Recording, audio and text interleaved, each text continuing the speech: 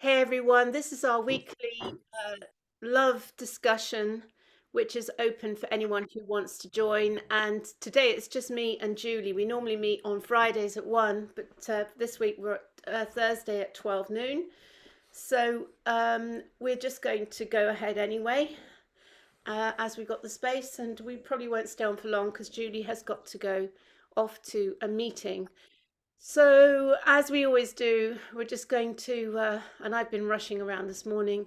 It always helps just to land in the space, just both feet are flat on the floor, spine straight, and taking 3 long, deep breaths in through the nose, blowing out slowly over the bottom lip. And that has the effect of calming the nervous system and really allowing us, me, Julie, anyone watching this to fully land in the space.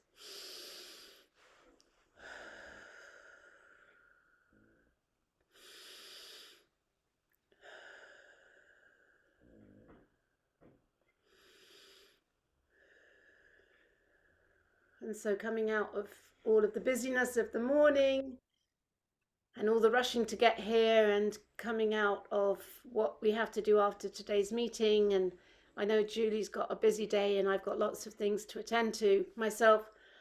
So we can just fully land in the space, even if it's only for 5 or 10 minutes. So Julie, I don't have any reading. Let's just check in with you and see what's going on in your world. I've got lots that's happening, and I'm really pleased that I'm engaging with these two different estates. We could call them the most deprived states in Mansfield, which could be even the United Kingdom.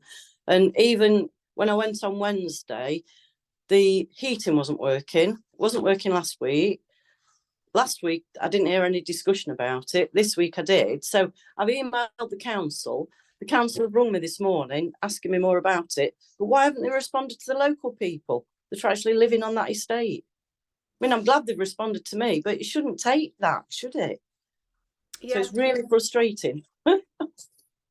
yeah. And take a breath. And Nottingham City Council have been made bankrupt or declared bankrupt, but Yeah, we I know. saw that because Birmingham went bankrupt, didn't they? And I know Derbyshire Dales, where I am, they're 200 million in the red. That's a big hole. So what's going Yeah. on in Nottingham?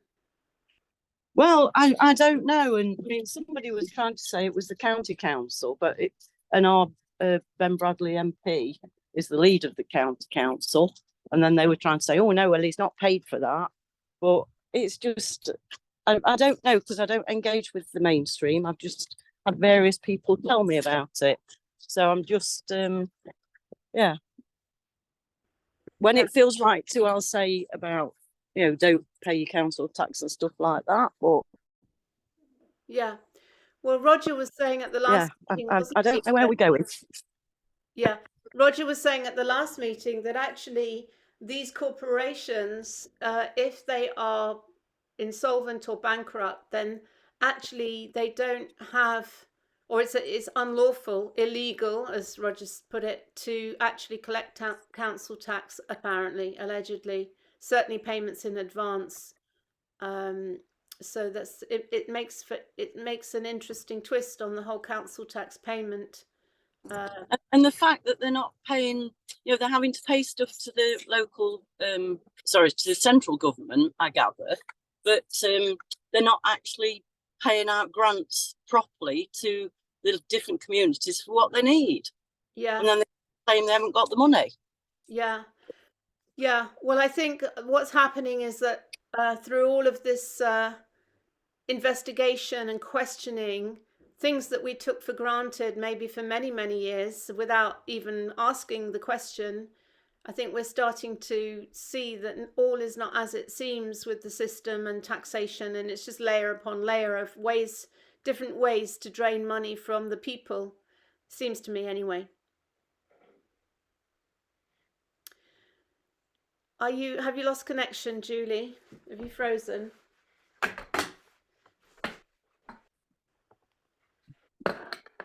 Okay, And so yeah, I can now, Julie. Yes, sorry, you lost connection for a sec there.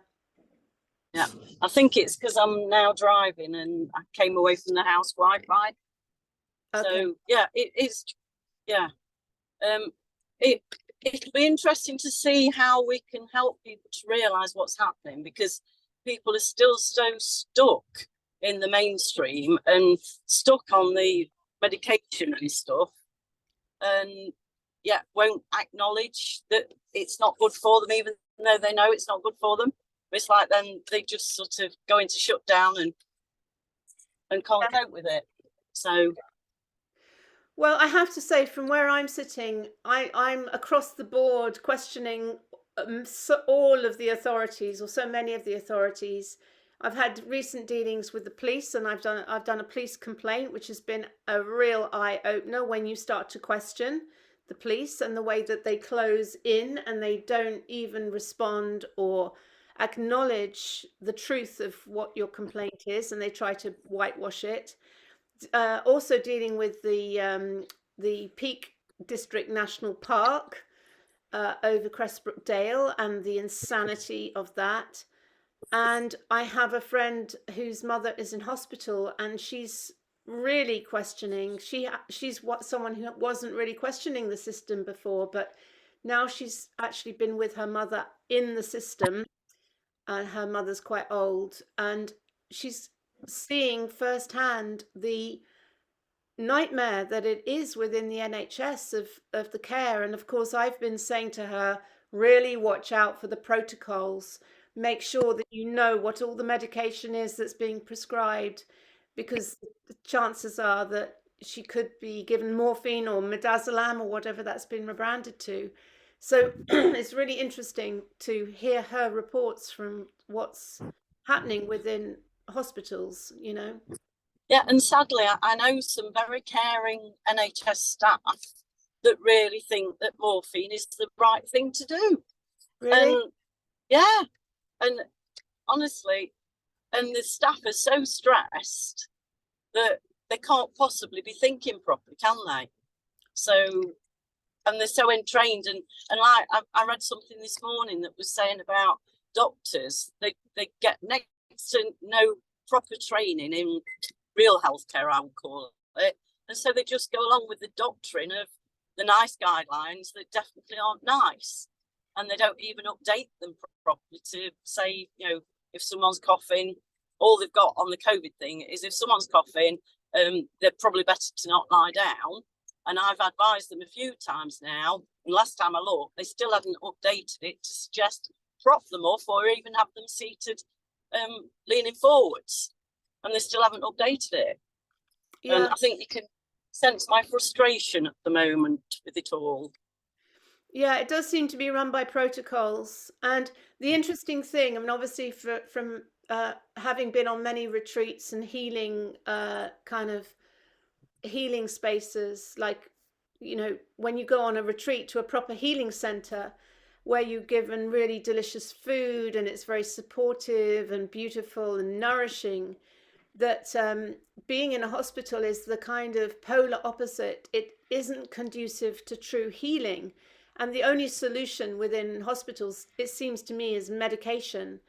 And this was also the conclusion of my friend. And we had this discussion that what's really needed is a natural healing service where Yeah, people can definitely.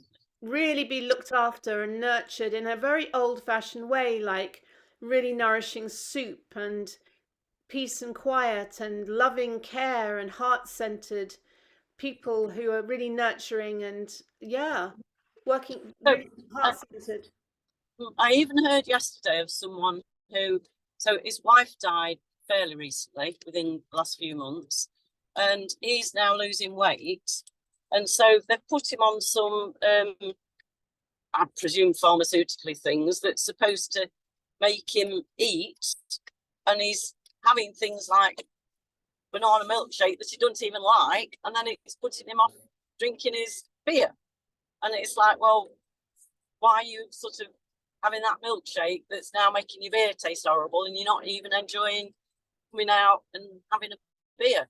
Yeah, it's just not right. Yeah, yeah. So But it, it's being able to support them in a way that connects with them enough. But so many just go to the GP, and then they get cross when they can't get in with the GP, but they won't do anything else properly to help themselves. Yeah, yeah.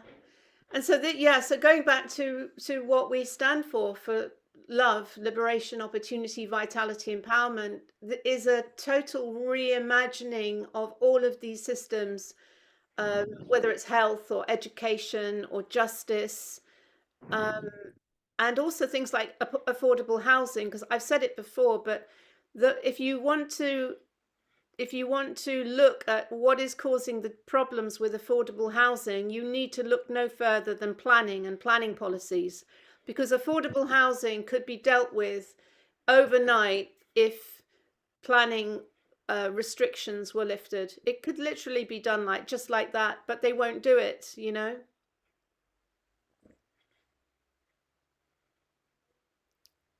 Julie, can you hear? Julie's driving. So yes, the issue of affordable housing is very front of my mind, and it's quite interesting because locally there was a big splash about our MP, Conservative MP Sarah Dines, who met with the chief executive of the Peak Park Planning Authority and had a very serious discussion about affordable housing, and but what were the conclusions?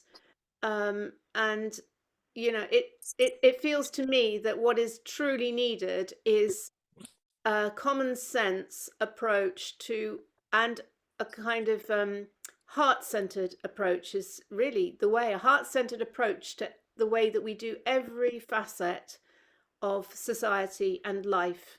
Return to basics and return to the heart, and all that is good and nourishing and natural and in harmony with nature. That's my feeling on it. Yeah, so can you hear me now, Yes, I Rachel? can. You did go quiet, which is why I did a bit of a monologue there, Julie. Yeah, you weren't being able to hear me for some reason. So planning only started in the 1930s, Yeah, and now that we've realised that all they're doing is decimating our green spaces and things, and if you're an individual applying for something, they seem to make such a fuss about it and check it every stage, but building developers aren't being checked properly. So we yeah. just need to get rid of the whole thing and stop these building developers taking over our green spaces. And we need to keep voicing on that one. And we actually need more temporary movable accommodation for people that would actually be better insulated and things. And Yeah. having lived in a lodge for a while, I know how warm it was in that compared to what the house is that I'm now living in. And that Yeah. house, it's dire. Yeah, well, I've just come back from Findhorn, which is obviously an eco village now, but it started out as a holiday caravan park back in the 1960s, but it's now quite an incredible place where it's totally community based. But there must be hundreds of people living there, and then they have hundreds of visitors, well, maybe thousands of visitors every year. But it's very interesting to see the very diverse mix of housing, everything from static caravans through to interesting kind of timber barrel homes, right through to kind of more modern build. And it's so in harmony with nature, and it's such a beautiful way to live because everyone's got their individual space, but then they have community areas. So they have a community meditation area, a community center where they have gatherings and they do singing and performances and concerts, and they have a cafe and a shop. And so it's just such a beautiful way to live when you witness the support and the camaraderie. And of course, I went there for Dee Sunshine's funeral, for his burial, his celebration of life, I should call it. Dee was a member of the Love Party, and it was such a beautiful kind of conscious death ceremony with so much love and singing, and it was just a world away from the kind of traditional church funeral, which is very somber and black, you know. It was very beautiful. I was so inspired by going to Findhorn this weekend. Yeah. Yes, well, having been to Findhorn at least. Julie, you've frozen again. I'm just showing off my my new sweatshirt actually from It's my new hoodie, which I got in Las Vegas. Just thought I'd wear it today. It's super warm. Anyway, Julie, yes, are you back? Can you hear me? Yes, yeah.